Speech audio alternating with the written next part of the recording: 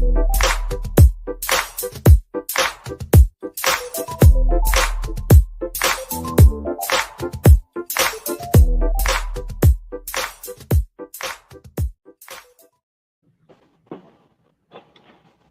good morning, everyone. And every day we rise, it's a great day to be alive. And welcome to the Portsmouth Coffee Talk podcast. I'm Slim Overton, and our host, Leah, she's having internet problems right now. Hopefully she'll come on before we end the show. And the Colonel, of course, is away. But I'm here, and we have a special guest with us today. And her name is Thomasia Wright. Good morning, Thomasina. How you doing? Good morning. I'm doing great. Yeah, thanks for agreeing to come on this morning. We wanted to sort of feature you and follow your journey there. But let me let the audience know a little bit about you, the ones that don't know you already. Thomasia Wright is Vice President of Fleet Support Programs at Newport News Shipbuilding Division, a division of HII, and we talk about that. That's a combination of two different companies. Because I remember what's the other company that used to be a part of shipbuilding out of Texas, I believe. Tenneco. Yeah, Tenneco, and there Yeah, was another one. Tenneco. But Yeah, now, we also had Northrop Grumman. right? I think you've been there through all of that. But Yes, I it's an have. interesting story how these other two guys came together. But anyway, she was named to the position in 2023 and had held other positions there. Wright began her shipbuilding career in 1983, and let's see. Let me jump down to you graduated from the apprentice school and earned your associate's degree in mechanical engineering from Thomas Nelson Community College, a bachelor of mechanical engineering technology from ODU, and a master's of business administration from the College of William and Mary. Serves on the Bayport Credit Union Board of Directors and served on the Virginia Stage Company Board of Trustees. Sean Senior is also a member of the Moes and the Lynx. And Bayport, that's an interesting story as well. I saw something I didn't realize, but didn't realize that they started through Newport News Shipbuilding. Yep. And that was their beginning. I didn't know that in the beginning. But look, Thomasina, you went straight to the apprentice school out of high school. Am I mistaken? No, that's correct. That's correct. And you went to Craddock High School. What were you doing? I mean, you were ready to go straight to the apprentice school, and it looked like you were proficient, or you really loved math and science, which really prepared you for being able to go straight into the apprentice school in engineering. So talk about your early days at Craddock, and maybe your love for math and science. Is that something that's always been with you, that sort of guided you in the direction and sort of where you are today? Some people start out with other interests real early, and they sort of switch from one thing to another. But seems like you were kind of focused, especially with your love of math and science. Well, Slim, you're giving me a lot of credit. I wasn't focused at all. I, I, Like I, both of us. yeah, exactly. I mean, I was, a high school student at Craddock. Definitely love math and science. Was in all of the high end classes. AP classes back then, and really didn't know how to focus my love for math and science. I was in accounting. I took accounting there and FBLA, and actually went to the state level. I know this is a little too much detail, but went to the state level and won, I think, second place in an accounting award. So the finances and the numbers have always intrigued me.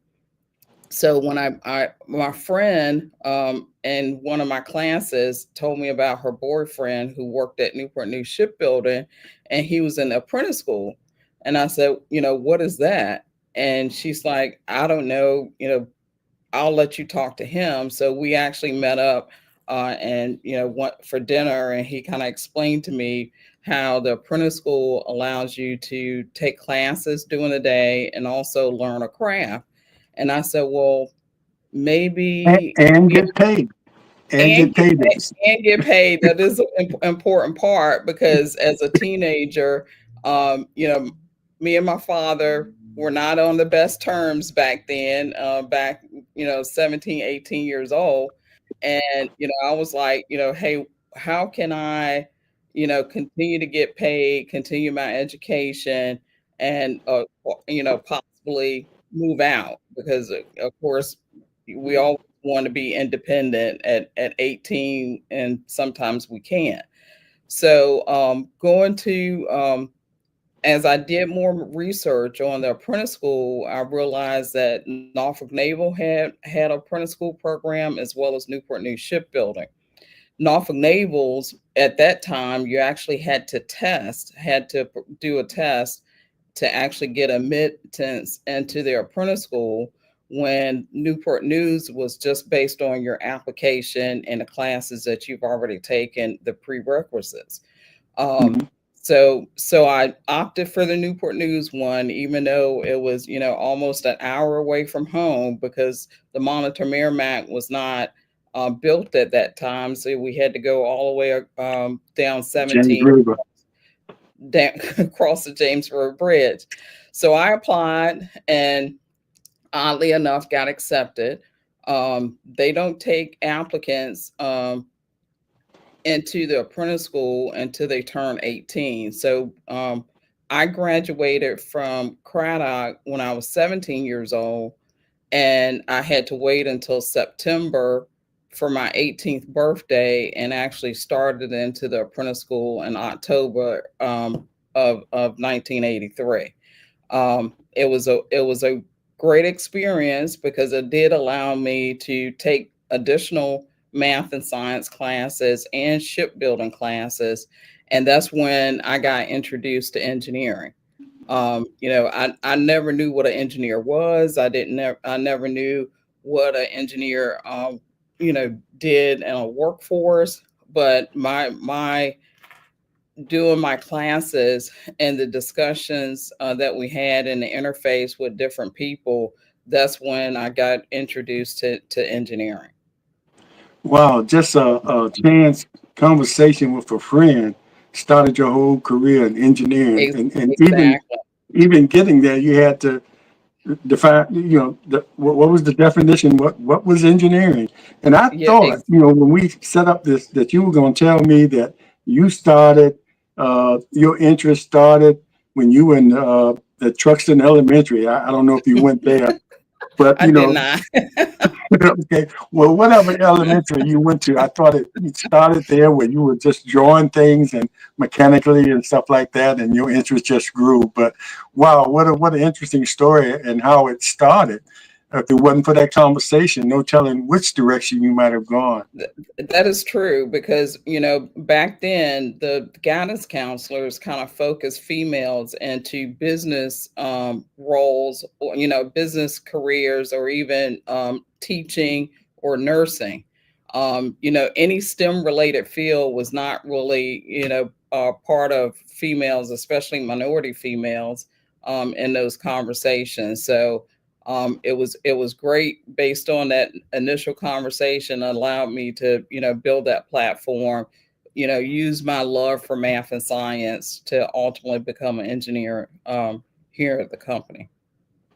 Yeah, and Thomasina, you mentioned that about wasn't too many females in that profession, especially at the apprenticeship in the shipyard, and not alone African American.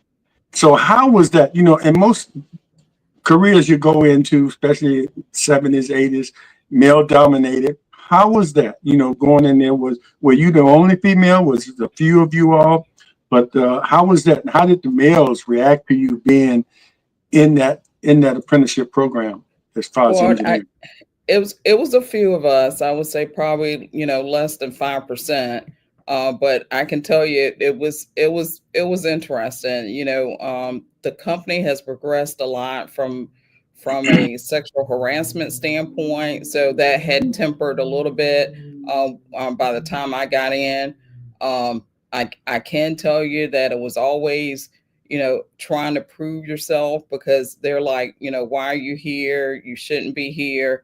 And some females didn't make it. Some opted to take other routes within the company and ultimately leave the company. I was one that I was very inquisitive. I like the hands-on, and I asked a lot of questions. And sometimes that intimidates people, but the only way you're going to learn is to ask the questions. Um, I didn't want to introduce him too early into the conversation, but I did meet my husband when I came into the apprentice school. He was one of the senior apprentices in the same department. He was a butthole, believe it or not. Kenny Wright. He was one that challenged us, because I think he realized that it was only going to be a few females in the apprentice school, and he wanted to make sure that the ones under his tutelage would flourish and understand what they're actually building, and provide that insight as they're learning through that process. He had been in the apprentice school almost a year and a half before I got in. So he had some knowledge that we were, leaning on, and he kind of challenged us to do more, to learn more in that process. Yeah, even though he was demanding and things like that, that probably was a big push. I mean, you just had to overcome. I know some days you say, "Oh, here he comes," but Yeah, he was coming. exactly. He was pushing you, and sometimes we need that. That you were already advocating for yourself with the questions you were asking, and then you also had, him there. Uh, it seemed hard in the beginning, but it was a force that sort of pushed you through Yeah. and dealing Yeah. with some of the other things that were surrounding you in a male dominated workplace. Exactly. And any female that's an introvert, and I can tell you, I kind of started off as an introvert just because of the nature of minority females and male dominated areas. And it allowed me to learn and grow, and then in the future actually teach other apprentices as they came in as well. I never knew that I was a role model back then, but I ran into people, um, females that were in the apprentice school at the same time as I was, and they kind of provided me that feedback that hey, I saw how you persevered and you did all of these different things, and that really motivated me, one, to go back to school, to continue my learning, and allowed me to move around in different areas as well. Yeah, and I wanted to ask you this too, but being a part of the apprentice school, people, it's not all school. Some of it is you're working, you might have a week of school and then a week on the yard or in the field. And how was that for you? Because when we talked earlier, I said I had a brief experience at the Newport News Shipyard. And when I went there in the coldest months of the year, and never have worked outside before. Everything I've done has been inside, and it was the coldest I've ever been in my life. And even trying to find warm spots, like the bathroom, you walk in there, and everybody was in there. So how was that experience? Because you have to sort of, in order to get to where you are, you just don't just get there. You have to pay your dues per se. So how was that going out on the yard? I don't know. And you had to have some cold months because the program Oh, lasts all year. And is cold, it a cold. 3 year program? It's a 4-year program, 4 year and program, just like four college. just like college. Your Mhm. first 2 years is you're doing mainly your academics, and then your last 2 years you're actually out in the field. So the first 2 years you are taking classes, usually about 20 hours a week, and the other 20 hours you're actually on the ship, performing work and learning a craft, whether it's welding, pipe fitting, um, ship fitting. You're out there on the ship, and you're enduring the elements. And I can tell you, your body gets adjusted to it, whether whether it's a couple days or a couple weeks, but you learn how to layer up, lots of clothing during the winter time, and during the heat is, I mean, you're out there too. You gotta thin out, but definitely stay within the safety regulations of what you can wear out on the ship. But it's an adjustment. I mean, environmentally, of course, just the fumes and the dust and smoke. You got to make sure that you're wearing the right safety apparatus to support that as well. So it was an adjustment. I mean, but it was a great learning experience for me. It did teach me, or taught me that, hey, I need to get my education, so I don't have to do this for the rest of my life. And that was a motivator for me to go back to school at Thomas Nelson as well as OBU, to get my extra degrees, so that I can ultimately end up in an office area, but still help the team on the deck plate as well. Yeah, yeah, and you pursued that further education, and I think just knowing you, I think even if you hadn't have done that and just done the apprentice school, you probably would have made it to the position you are now, but it might have taken a little longer. So Yeah. you think that pursuing those other degrees, the masters in administration and everything like that, and plus you couldn't be in the position you are if you hadn't had that experience in the yard. And I don't know if you all call it the yard. I'm just saying that, but in the field, if you hadn't had that, it'd be kind of hard to be in the position you are and deal with people that are in the yard if you hadn't had that experience yourself. Yeah, I mean, and we basically, it is in the yard, and we basically call it street crud. I bring a different perspective, because I do have that street crud amongst some of the other executives here at Newport News. But I also have gained the respect from the team on the deck plate, because they have seen me, work, side by side with them, and then move up into various levels of the organization. My associate's degree and my bachelor's degree, I basically did that part time at night. So I Mhm. actually worked during the day, a full time job, out in the yard, working with the deck plate team, and was taking classes at night. That's a huge effort, a huge labor of love, because back then we didn't have online learning. They didn't have any classes online, so we were physically in a classroom, at least twice or sometimes 4 times a week, from 7 to 10 o'clock, learning and trying to get the degree. That was at Thomas Nelson, which is now Virginia Peninsula Community Mhm. College, and then ultimately at Old Dominion as well.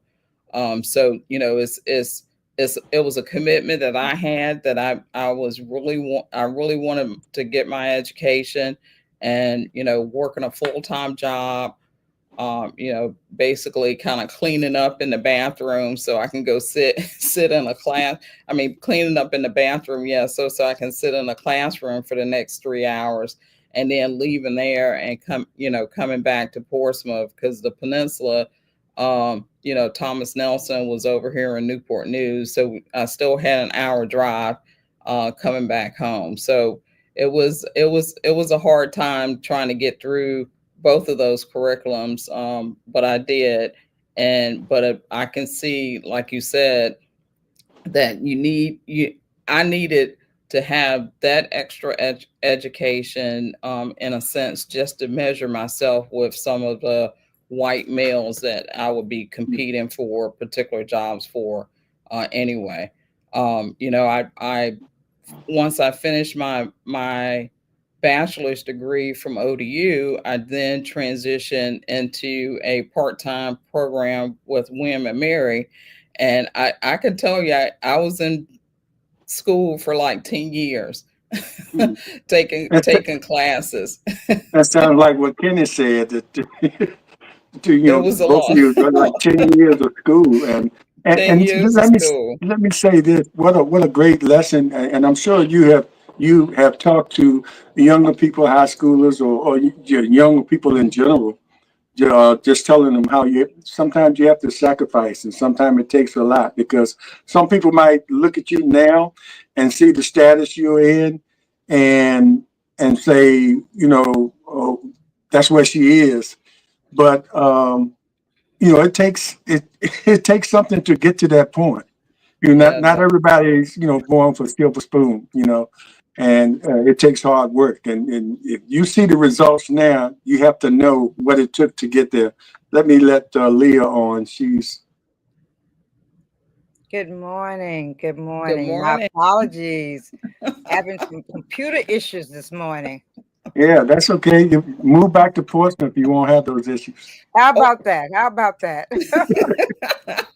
Anyway, good morning, Leah. And I was talking to Thomasia, and she talked about her going through the apprentice school, and how it took her about 10 years between all the apprentice school and all the further education that she achieved, that she accomplished, in order to get to the point, get to where she is now. And I was just saying, what a great lesson to know for young people or anybody looking at her career and seeing where she is now and the stage of life she is now, and knowing what it took to get there.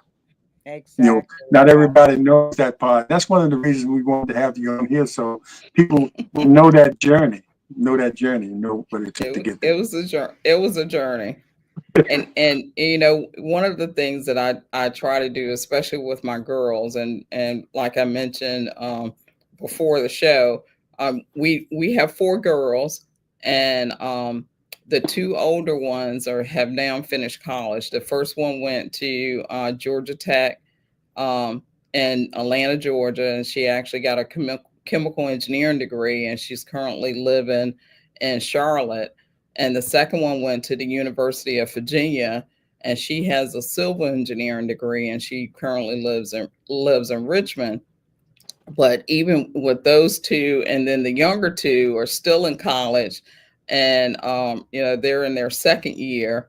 And I can tell you, through the whole time of all their college experience, I've gotten those phone calls where, they're boohooing, crying. Actually, just got one like 2 weeks ago from the NC State one. And, I can't do this. This is too hard. I just met with my advisor, and and I'm trying to encourage her that, hey, it can be done. Either your older sister have done this, counsel with her. It's only 2 more years. You can get through this. You need to stay focused. So it's always an encouraging thing. And like you said, Slim, some of these kids really don't know how hard it really is, and how long, at least it's taken me to get through school. And they only have to do it in 4 years, which I didn't have that privilege. And so I had to take classes at night part-time, and it took me definitely longer than 4 years to get there. So they're just going to have to push through it and understand. But it's always an encouraging focus of, hey, other people have done it, you can do it too. And it's also important to recognize that a lot of the things you did doing those sacrifices were sort of history making, being the first woman and as well as the first black female to hold some of those positions that you hold, that you held and hold now. So all of that is a part of the sacrifice you have to make, and all the women and men who are part of history made those sacrifices. It just wasn't given to them. So hard work and just stick to itness, always pays off. Leah, you come in, And so it's especially encouraging during this time when we're living in a microwave, give it to me now generation. Oh yeah. Young people now don't think that they need to wait in order to achieve. They think you're supposed to hand it to them now. I'm ready. Just give it to me. Without all the preparations that they need in order to take on the responsibilities that you're handing to them. So it's good to hear that, and it's good for the younger people as well as some of the parents to hear, that it does take time. It does take time to make the achievements that you're making. It takes time. It takes sacrifice, and it takes stick to itness. So I am happy that you're on here and that you're sharing this information at this time, especially at this time, this season of graduation, when young people are preparing to go off to college and realizing it's going to be tough along the way, but they have to just stick to it in order to get to the end of their goals and their achievements. So Yeah, I appreciate you coming on. yeah. I mean, I agree with that, Leah, because I mean, I do a lot of mentorships here at the shipyard, and a lot of the younger supervisors and managers are eager to move to that next step. And what I try to at least make them aware of is that there's definitely steps that learning that you have to learn before you even get there. And if in some cases I've seen some managers get to those levels, and because they didn't have the experiences before, they weren't successful. Hmm. Hmm. And trying to get them to understand that there's different things that you have to learn and experience before you get to that next level. um Hmm. it's been a challenge for me, mainly because I am seen as a role model, and I can tell you that's the hardest job that I've ever had. Hmm. Hmm. I can believe that. and, I can believe it. and it's not, I mean, I've had some tough jobs throughout my career, and me making sure that I'm doing the best job in the position that I am, knowing that others are watching, looking, viewing, um, is the hardest part of it. Hmm. I can do any job that they give me. It's just making sure that I'm successful, such that the people behind me can be recognized that, hey, African American female can be put into this position and can be successful. But it has progressed me over time to get me to the level where I am today. I mean, And you, some of the go go ahead. ahead. Go ahead. I said some of the experiences that I've gone through in the past has definitely prepared me for the position that I'm in today. And as you said, watching. Young people watch what you do more so than what you say. Yeah. So they're constantly watching your actions and seeing what you're doing. As it doesn't meet up to the words that are coming out of her mouth. So it's important that we model those behaviors for the young people as well. Yeah, this is true. And Hmm. and I'm a huge Hamilton fan, that you got to be in the room where it happens. Exactly. so Exactly. part of your learning and part of your growing is really understanding what to say and what not to say, Hmm. such that when you're in those rooms, you when you're talking, people are acknowledging what you're saying, and they're valuing what you're saying, because sometimes people go on, I should say, rants, and a lot of people get discounted. So Exactly.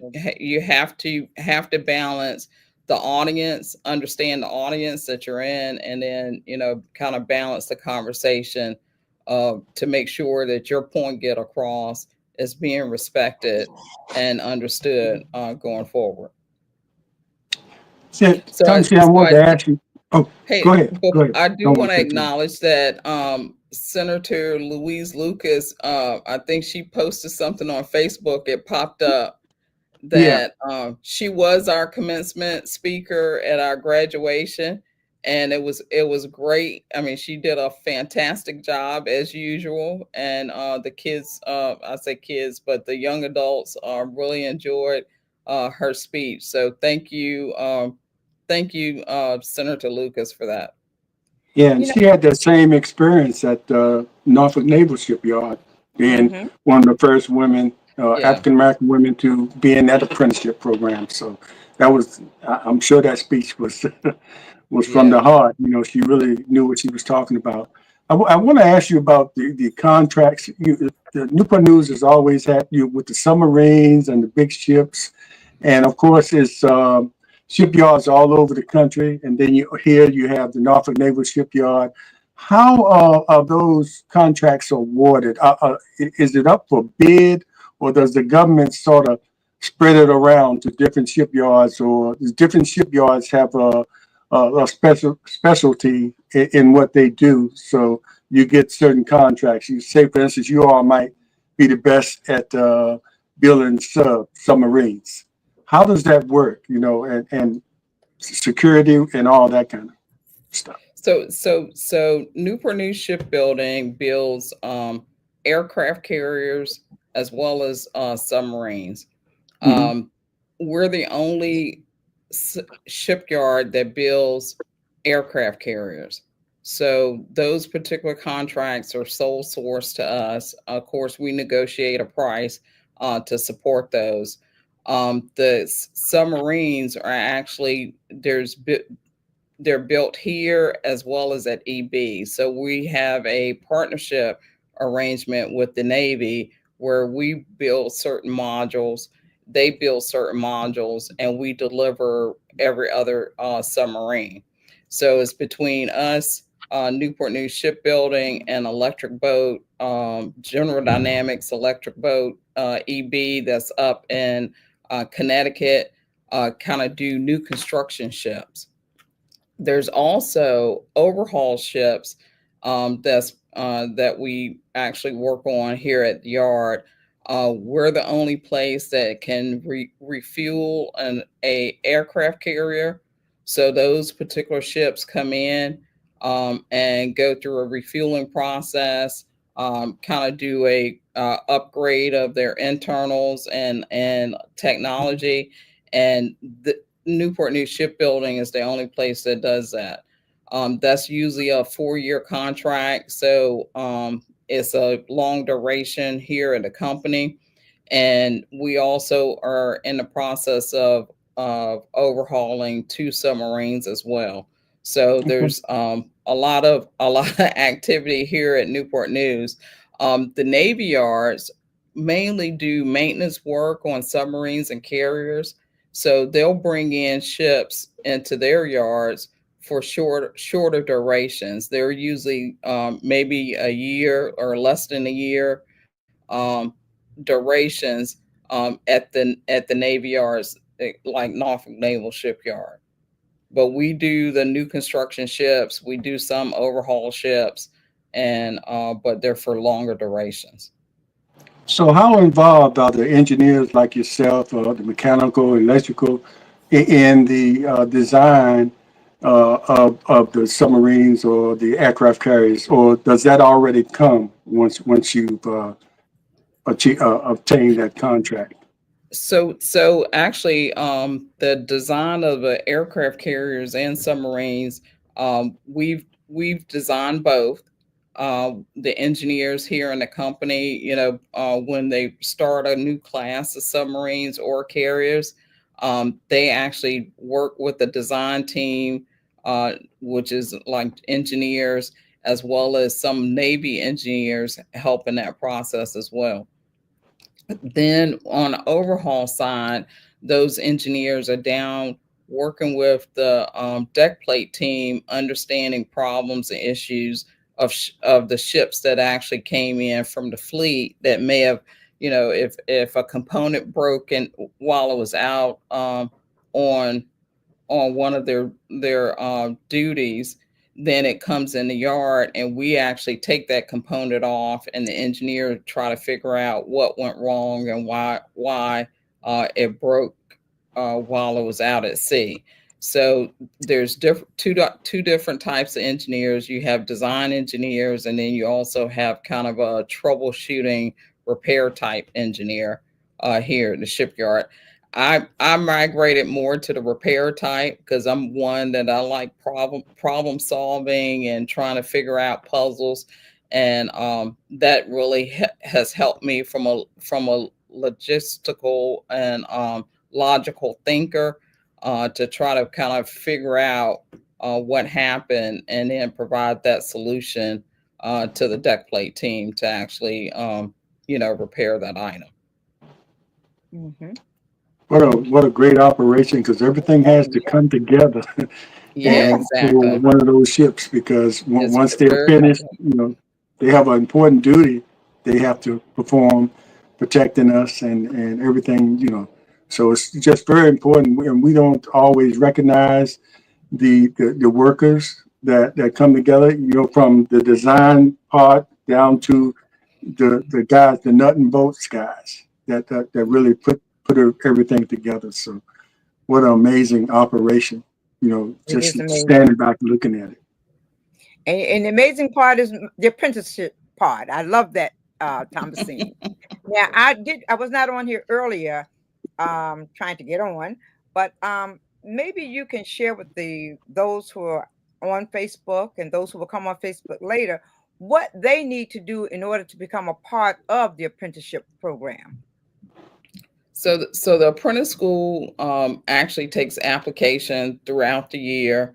Right now, there are prerequisites that they ask you to have, which is normally, from a math standpoint, some algebra 1 or algebra 2.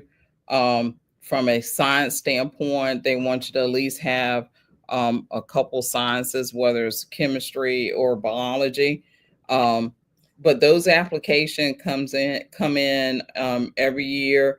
They assess based on what you're asking for, because they have now apprenticeships in various departments, ranging from a ship fitter to a welder to a pipe fitter, sheet metal worker, painter, insulator, blaster. They even have outside facilities repair, as well as, I want to say, non-destructive testing as well, which is more working, inspecting, doing inspections. So it's a variety of jobs that you can apply for, and once you get accepted into the apprentice school, they actually give you academics, at least 20 hours a week. You're in a classroom, you're learning different shipbuilding operations. You're learning more math, more science to kind of culminate and understand the shipbuilding operations portion of it. And then for the other 20 hours, you're actually on the ship learning that craft, that end of the department that you expect, that you're actually in. You're getting evaluated grade wise for the academics part as well as for the craft part. And you progress and rotate through different areas of the shipyard, learning that craft and learning different aspects of that craft. Once it's a 4-year program, Mm-hmm. and allows you to learn in the classroom for the first 2 years, basically, and then for the last 2 years is when you actually go out and you're, of course, on the deck plate for the entire time for your last 2 years. So it's a great opportunity for anyone that's interested for hands-on experience, learning a craft that you can eventually use in future endeavors here at the yard as well. Is there age requirement? Right. Currently, there's not. Mhm. We used to have an age requirement. When I came in the yard, it was, I want to say 25. And I want to say maybe 10 or 15 years ago, they lifted the age requirement so anyone can apply and get accepted into the apprentice school. Wonderful. And Yeah. one more question, James, about this apprenticeship program. In light of what's taking place in the federal government, is that going to have an impact upon, do you see right now, and we don't know what's going to happen like tomorrow, but you see right now, any things that are taking place in the federal government having an impact upon the apprenticeship program at the shipyard? As of right now, I don't see that. We are a private company, even though we do have federal contracts. But our backlog of the volume of work that we have in the future definitely doesn't dictate us, hindering the applicants coming into the apprentice school. That's good. Yeah, it's really good. I mean, the volume of work. I mean, we have several aircraft carriers that's under construction now. For an aircraft carrier, it takes 7 to 8 years to actually construct and redeliver to the company. I mean, redeliver to the Navy. We also have submarines, numerous submarines and backlog also that's under construction. Very good. Well, Yeah. and the military budget is the biggest budget, so and they don't Yeah, seem to be exactly. messing with that. So I think is the government your only client? Do you have It clients is. else? Okay, No, and I want to no, ask you. Go ahead. I'm we sorry. have over the years done other clients. We've done we for a while actually had some commercial ships here in the company, and over time we've just migrated back to the Navy and military contracts. Yeah, I was just wondering if another country could come in and say, "Can you build us a submarine or something like that?" Or is that not allowed? I was just curious about that. I don't know if it's not allowed or not. I know that we have built surface ships for other countries before. We built double hull tankers for the Greek uh, military before. But it's that's a good question about the submarines. I doubt Yeah, if anybody would want probably us. not. Yeah. The But I government probably can tell. step in and say, "Hey, no, you're not building a submarine Well, for but I Finland." can tell. Yeah. I can't. Well, actually, I mean, I can tell you that we are. The United States is in a relationship with the UK, United Kingdom, Okay. and Australia to share some of the submarine technology and information. Even to the point where I think we're entertaining selling a couple submarines to the Australians. So I think that particular I just not arrangement is under works now, and hmm you'll probably see more of that in the future. So are unions still a part of the Newport News Shipyard? Yes, we have several unions here. The largest one is the Steelworker Union, Mhm. um, local 8888, here in full force. Their headquarters in Philadelphia. What we do have local union officers here as well, Yeah, and I they asked are. that because Yeah, they're represented by the deck plate mechanics out on the ships.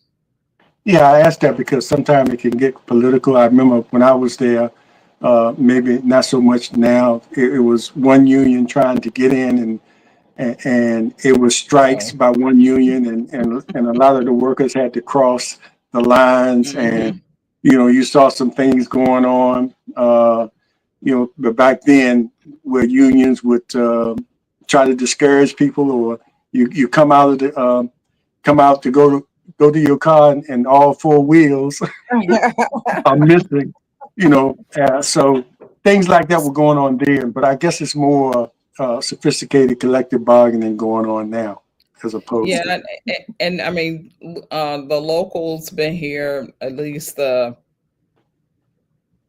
40 years that I've been here. So, you're predating me. I did hear a lot of the, a lot of the, the It other was union trying to get in and the strikes. And actually, I think my brother-in-law was actually here on the strike line, waiting for you scrubs to come in, Slim.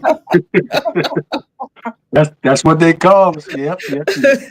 And if they knew where your car was. Uh-huh. But that was all over then. I mean, it was like a really it was an element that was involved with some of those unions that weren't so accommodating. Well, I So mean, the funny story for me and unions is that my dad is a truck driver, and I say he is. He's 87 years old, and he's still driving a tractor trailer Good every day. man. Good Uh, man. wow. Good man. so, Well, so, we'd like to so, talk to him. That's for oh yeah, sure. he'll fill your hour and more. But I but have when to I do a came part into one the and two with him. when I came into the shipyard, he because he was a truck driver, he was a teamster. And true and true. And I mean, I remember growing up, him going to union meetings and having conversations and all that, about the Teamsters. So when I came into the shipyard, he's like, "You got to join the union." And I said, "Well, okay." So then when I got here, and they didn't really encourage the apprentices to join the union, just because they're kind of a special group, and they want to make sure that they kind of stay focused on their academics and their crafts and all that stuff. And he's like, every week he would ask, "Did you join the union? Did you join the union?" And I said, "Okay, Dad." I said, they're telling me I shouldn't be joining the union. He's like, "Well, you need to join the union." So suffices to say, I told him I joined. I really didn't, but don't Oh tell him no, that. not you. I had to get him off my back. I'm sorry. That was 40 years ago. Hopefully he'll forgive me for that. How about Yeah, that? that was the thing back then. You had to be a part of the union. If you Yeah. weren't, and because they felt a certain kind of way, because whatever the union achieved, everybody benefited. So Everybody, and exactly. And that's right, basically, I mean, it's the same way it's set up now, that, whatever the union negotiates with the company, everybody benefits, whether they're, in the union, card carrying, member dues paying individual or not. Mhm. yeah, that reminds me of Liv. With the Norcom alumni, everything they achieve, everybody benefits, right, Liv? Everybody benefits, but So everybody you don't want better to pay the join. dues. You better Everybody don't join. They pay don't the want to pay. dues. They don't want to pay the So dues. that's right. Yeah, Thomasia, I want to mention too. I guess this was probably gratifying to you that you received a Career Achievement Award at the Black Engineer of the Year Awards STEM conference. So being and you're part of a Black Engineers organization, and I know you've received other awards, but that had to be something very special, getting it Oh, it from was. that particular group. Yeah, that was like the culmination of all my experiences, all the journey, all the challenges that I went through culminated to that award. I mean, that was a national recognized award, and for them to recognize all the things that I've done and to give that to me, I mean, I don't know if you saw the speech or not. I got emotional because it was just so overwhelming to know that people understood what I went through and wanted to recognize me for that journey that I've taken. I'm a pretty humble person. Um, Probably not like my husband in some cases. And don't really want to highlight a lot of things that I've done and how I've helped people along the way. And that award just kind of signified a career achievement that I would have never fathomed that I would get, as a young kid at, Craddock High School, Map Middle School, or even, Holland Biltmore growing up. I grew up right there in Truxton, right there on Portsmouth Boulevard, right in front of the house, right in front of Acadia. I keep trying to get my husband to buy that homestead for me. But I mean, we lived there for 15 years, and never knew that, just a little kid that used to skate up and down Portsmouth Boulevard that eventually end up, with a Lifetime Achievement Award from a Black organization recognizing the challenge and journey that I've been through. It was amazing. Yeah, and I also like to mention that you're on the board of directors of Bayport. And what I didn't know about Bayport, that it actually, the credit union actually started at Newport News back in the Yeah. 30s or something like that.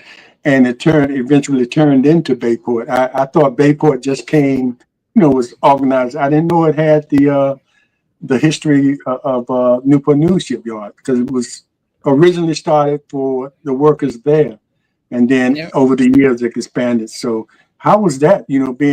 Being a part of the shipyard, that history, and then become a part of the board of directors of Yeah, something that you were involved in.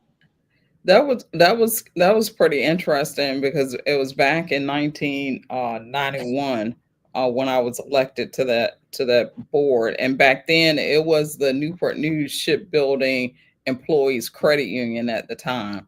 Mhm. And I didn't know. understanding that that that credit union, was founded by volunteers here at the shipyard to allow, of course, shipyard workers to, put their money somewhere, make some reasonable interest off of it, but it was really established to give loans to shipyard workers, because a lot of the places, other banks in the area wasn't giving loans to some of the shipyard workers. They founded this credit union to give those opportunities to a lot of the shipyard workers.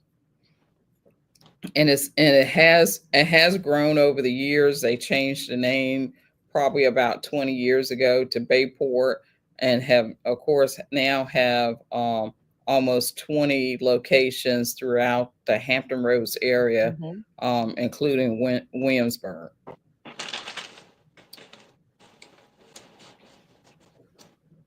I didn't. I didn't know if you had something. No, go ahead, James. No, I forgot to mention too that in your position now, you oversee what I was looking for the number. Is it 3 or 4 billion? Oh, How much? it's a it's a $3 billion contract. Um, $3 billion contract. So that's where that William and Mary Masters in yeah, Administration. I love the numbers. I love the Yes, numbers. that's a And I lot. mean, it is a lot, and I manage over 4,000 people You know, it's a huge job, a huge responsibility. My interface with, you know, admirals. Actually, I got a admiral brief this afternoon. Uh, you know, 4-star admirals, and you know, touring them on the ships. You know, it's just it's it's it's it's just rewarding for me, and it's rewarding for me for others to see me out there, because you know, historically they've seen, you know, white males in this particular position. I'm the first Black female to hold a, you know, a position where the profit and loss of the company resides in my organization. And to have that, you know, profit and loss responsibility, you know, is huge. And, you know, for the company to actually understand that I can manage that, you know, is rewarding for me, because, you know, some people aren't good on and managing money and managing people. And it's just the experiences that I've had has gotten me to this point, and it's pretty awesome. Yeah, from one admiral to another, from one Craddock admiral to another. Oh yeah, And that was a good one, Slim. That was a good one. I was hoping I wouldn't have to throw Craddock in there, but I had to do that. You know, Yeah, so you had to put it Yeah. in there. You had to Yeah, put it in there. and my husband closed my school. He tore my school down. And I had the privilege of teaching in your school for a little while. I did Well, long time work. Yes, oh really? yes, Yeah. yes. Under And you Mr. know Hales. what? When Mr. I Hales can was tell there. you, I can tell you, Leah, I had the opportunity to go to Norcom, and I chose not to. Oh, But poor I child. didn't. But listen, since you don't have a school now, we will graft you into the Norcom family. How about that? You can be grafted into the family. Yeah, I Oh, think Kenny is an honorary member. I Kenny think he is is oh, an an is honorary. honorary he? member. Okay. Yes. Yeah, He made sure we gave him an honorary membership. Oh my gosh. yeah. Of course, my wife went to Craddock as well. So Oh, okay. my, I always joking her where's her school, but you know, it's all in fun. Yeah, But I ride by George Washington Highway, and I see the housing development now Acting where my Green, right? school used to be. Mhm. but that Burger King is still there because I know you all wore that out, right? Yeah, we did. It used to be a McDonald's there too. We used to wear that Yes. one out too. Mhm. But we are winding down now, and I want we talked earlier about the different groups, and y'all are public business now, right? Because people can invest or buy Yes, yes, stocks with you yes, all. Okay. yes. It's HII is the stock symbol.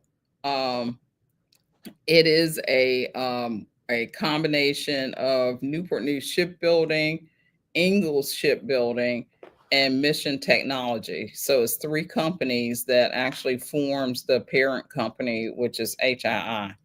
Um, it's been been a wild ride for me, because I have been here for almost 40 years now. And you know, we had when I came into the company, Tenneco was our parent company at that Mhm. time. Hmm. They kind of spun us off, and we were flying solo for a while, and then Northrop Grumman came in and bought us Hmm. from a Newport News standpoint. And then they spun us off, and we flew solo. And Mike Petters, who was the previous CEO, actually bought Ingalls Shipyard and Mission Technology into the fold to come up with the HII. So I think it's been in existence a little over 10 years now. And I love my company. Mhm. Yeah, it's a great company, and a lot of people have come through there and worked. A lot of my classmates have Yeah. come through there and did 40 years, and it seems like everybody does 40 years. I mean, it must be a great company, because I don't think you have to be there 40 years, You but don't a have to lot of be. A lot of my work friends, they did 40 years before they actually retired. And I said, okay, well, that's great, but it must be a great company to work for. And It is. I'm glad they're still here and doing the job for the government and giving people employment and an opportunity to go through the apprentice program. Do they still have sports in the apprentice program? I remember one time They they had a football and basketball team, just like yep, college. yep, they have football, basketball, baseball, golf. Um, and the basketball is girls and boys, and I think wrestling as well. Oh, wow. Wow, I wonder how they Yeah, do it, yeah, working on the ship and then going to basketball practice. But it's all a part of the experience, I guess. it's all part of the experience. Yes. Well, that bewitching hour is approaching, or it has approached. I do apologize again for not being able to get on earlier. Now, this technology sometimes does what it wants to do when it wants to do it. So I'm glad that I was able to make the last half of the show and I will go back in and listen to the beginning as well. But I want to thank you, Thomasina, for coming on Portsmouth Coffee Talk with a wealth of knowledge that will be beneficial to many of our citizens in the Hampton Roads area. And we thank you for sharing your journey into your life's work there at the shipyard. So I want to thank you once again, and thank you also for all the community service that you do within our community. So Thank you. thank you, and we appreciate you, and we're just happy that you chose to join us on Portsmouth Coffee Talk. Do you have any parting words you want to share with the art audience? And I Thomasina, in your last words, mention the foundation you and Kenny have okay. formed and what you all do with it. So definitely I want to thank you two for hosting this event. I know Slim's been watching me for watching me for a while and asking me to get on. Definitely want to make sure that everyone knows that, Kenny and I are Portsmouth born, Portsmouth bred. We did leave to go to Chesapeake, but I can tell you he coaxed me back to Portsmouth. Almost 17 years ago, and we love this community. We continue to fight for this community. We have established a family foundation that we actually help out high school students by giving them scholarships every year through college access. I think those applications are open now. So if you're interested and you're a high school student, definitely reach out to your college access advisor and apply for one of our scholarships. We give out three for one for each high school, Norcom, Wilson, and Manor. No, I'm sorry. Churchland, Churchland, Churchland Manor, and the school you've and been grafted Norcom. into, Norcom. You've been grafted. Norcom. Thank you, thank you. So, I mean, and we want to make sure that Portsmouth continue to thrive as it has in the past, and we're here, we're lifers, and everywhere we go, people ask where you're from, and they say, we tell them Portsmouth, and there's always a connection there. They either recognize your mayor, or in most cases, people, definitely from a military family, was born at the Naval Hospital. So, it's been an awesome experience for me being a Portsmouth bred, and just kind of traveling the world and making sure that Portsmouth's in the house. Thank you. Well, again, thank you and everybody watching. Please, if you're watching on Facebook or our YouTube channel, make sure you like, subscribe, and share this information. And we look forward to your comments even after the show is over. So we want to thank you for watching, and thank you again, Thomasina, Thank you for again, agreeing Thomasina. to come on. I knew it was going to be like this. I knew you were going to share a wealth of information and be encouraging to young folks and older folks as well, uh, because of your journey and where you are now. So we appreciate it. And All right, hello, thank you. Kenny. I know you're watching. Thanks All right, a y'all lot, have a good day. Thomasina. You do the All same. right. Be our guest on the Portsmouth